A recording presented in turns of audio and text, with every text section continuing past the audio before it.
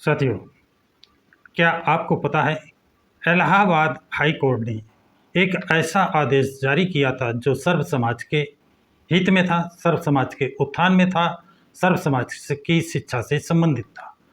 और उस आदेश को किस मुख्यमंत्री ने लागू नहीं किया, इस विषय में आपको मैं संक्षेप में ज़रूर बताने का काम करूंगा। आप देखें और समझें क्या वास्तव में वो सर्व समाज के हित में था। और जब ये आदेश जारी हुआ तो उत्तर प्रदेश का मुख्यमंत्री कौन था और उसने उन आदेशों को, उस हाईकोर्ट के आदेश को लागू क्यों नहीं किया, इसके पीछे उसकी क्या मंशा थी, उसके क्या उद्देश्य थे। क्या वो सर्व समाज का हितैषी नहीं था, या सर्व समाज का हित नहीं चाहता था, या सर्व समाज को एक साथ बढ़ता हुआ नहीं देखना चाहता था, ऊपर वाले को ऊपर, ऊंचे वाले को ऊंचा, नीचे वाले को नीचा ही रखना चाहता था।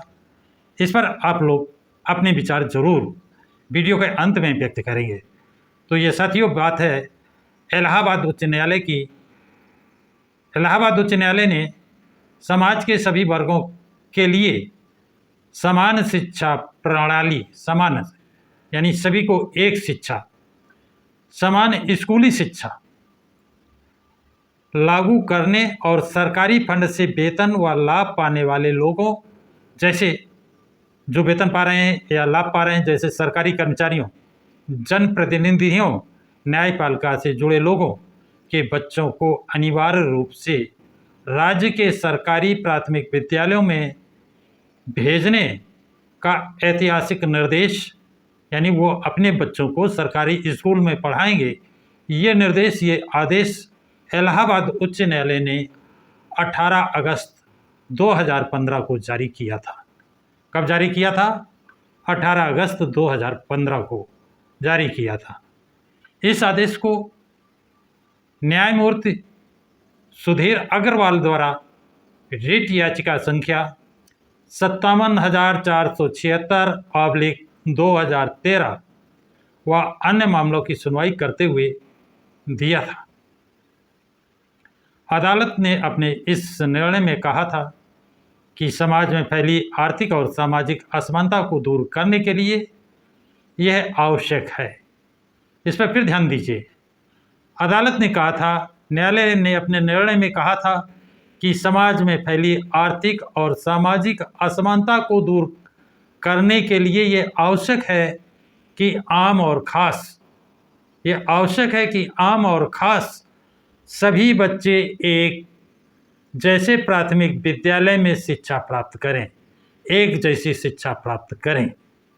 ये आदेश जारी किया था इलाहाबाद हाई कोर्ट ने। और कब जारी किया था? 18 अगस्त 2015 को। साथियों, 18 अगस्त 2015 को उत्तर प्रदेश में किसकी सरकार थी, ये आपको सोचना है।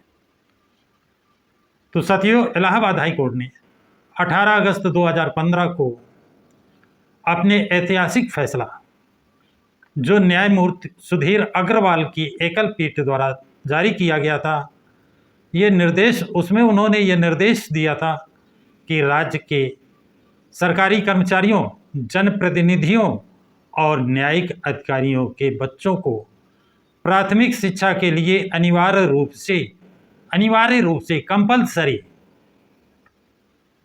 सरकारी स्कूलों में भेजा जाए। ये कंपलसरी कर दिया था इलाहाबाद हाई कोर्ट ने। लेकिन क्या तत्कालीन सरकार ने ऐसा किया? आदेश पर उन्होंने आगे कहा है अनिवार्य दाखिला। उस आदेश का मुख्य बिंदु थे अनिवार्य दाखिला।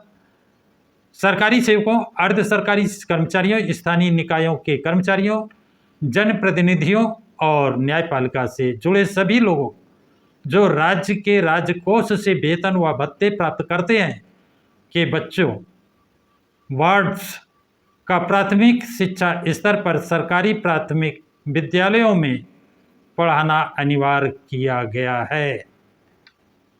अगर कोई ऐसा नहीं करता है, सरकारी विद्यालय में नहीं पढ़ाता है, वो सरकारी कर्मचारी है, चाहे चपरासी से लेकर मुख्य सचिव हो, वो किसी भी पद पे हो, किसी विभाग में हो, नहीं पढ़ाता है तो उनके लिए दंडात्मक कार्रवाई का प्रावधान किया गया था। वो है, कोर्ट ने राज्य सरकार को निर्देश दिया था कि आदेश का उल्लंघन करने वालों के लिए कड़े दंड या जुर्माने के नियम बनाए। ये राज्य सरकार पे छोड़ दिया था कि राज्य सरकार कड़े नियम बनाए और जुर्माने के नियम, दंड और जुर्माना दोनों नियम बनाने को कहा था। उदाहरण के लिए, यदि कोई अधिकारी अपने बच्चे को निजी स्कूल में पढ़ाता है तो उतनी ही राशि या निजी स्कूल में फीस के बराबर हर महीने उसके वेतन से काटकर सरकारी कोष में जमा कराई जाए। इतना नहीं, उसके प्रमोशन पर भी प्रतिबंध लगाने का प्रावधान दिया गया था। सरकारी स्कूलों की दशा सुधारना, ये भी कोर्ट ने आदेश दिया था। कोर्ट का मानना था, न्यायालय का मानना था, हाई कोर्ट का मानना था कि अदालत ने टिप्पणी की थी, जब तक नौकरशाहों, मंत्रियों और संभ्रांत वर्ग के बच्चे सरकारी प्राथमिक विद्यालय में नहीं पढ़ेंगे तब तक उनकी दयनीय और जर्जर स्थिति में सुधार नहीं आ सकता। देखिए कि न्यायालय ने कितनी दूरदर्शिता का परिचय देते हुए ये आदेश जारी किया है। और न्यायालय ने स्वयं न्यायिक कर्मचारी, अधिकारी, न्यायालय के सभी को उसके लिए बाध्य किया है कि वो भी पढ़ाएंगे, नहीं उनके खिलाफ भी दंडात्मक कार्रवाई की जाएगी। और इससे सरकारी स्कूलों की दशा सुधरेगी जब सरकारी अधिकारियों, कर्मचारियों, मंत्रियों के संभ्रांत नागरिकों के बच्चे सरकारी स्कूल में पढ़ेंगे। समानता और सामाजिक उत्थान भी होगा, इस पर न्यायालय ने कहा था। कोर्ट का मानना था कि शुरुआती स्तर पर समाज के सभी वर्गों के बच्चों का एक साथ सरकारी स्कूलों में पढ़ना जमीनी स्तर पर सामाजिक बदलाव व समानता की एक बड़ी क्रांति लाएगा। यदि बच्चे एक साथ पढ़ेंगे, एक साथ रहेंगे तो सामाजिक क्रांति आएगी। जो देश में अनेक जातियां, अनेक धर्म, अनेकता में एकता है, फिर वो एकता की तरफ बढ़ेगा। जब एकता से बढ़ेगा तो देश को, राष्ट्र को खतरा नहीं होगा। और लागू करने के लिए, ये आदेश लागू करने के लिए इसकी समय सीमा भी न्यायालय ने निर्धारित की थी। वो है, उत्तर प्रदेश के मुख्य सचिव को निर्देश दिया गया था कि वो अन्य संबंधित अधिकारियों के साथ मिलकर अगले शैक्षणिक सत्र से इसे प्रभावी बनाने के लिए आवश्यक नियम और तौर तरीके 6 महीने के भीतर तैयार करें। तो साथियों, इतना अच्छा आदेश, इतना सख्त आदेश जो सर्व समाज के बच्चों के लिए था, इसमें चपरासी से लेकर मुख्य सचिव तक, मजदूर से लेकर उद्योगपति के बच्चे एक स्कूल में एक शिक्षा प्राप्त, तो पता चलता है किसका बच्चा काबिल है, किसका बच्चा योग्य है। वहाँ योग्यता का मापदंड निर्धारित होता। अब इस तरह शिक्षा का दोहरी और तिहरीकरण है। एक सरकारी स्कूलों में जहाँ अध्यापक नहीं है, सिर्फ एक स्कूल के नाम पर उनके साथ, उनके भविष्य के साथ खिलवाड़ किया जा रहा है। दूसरी तरफ अच्छे स्कूल हैं जिनकी अच्छी खासी फीस है, लेकिन गरीब तबके के लोग, किसी जाति और धर्म के हो सकते हैं, और उनमें ये क्षमता नहीं है कि वो उस स्कूल की फीस जमा कर सकें।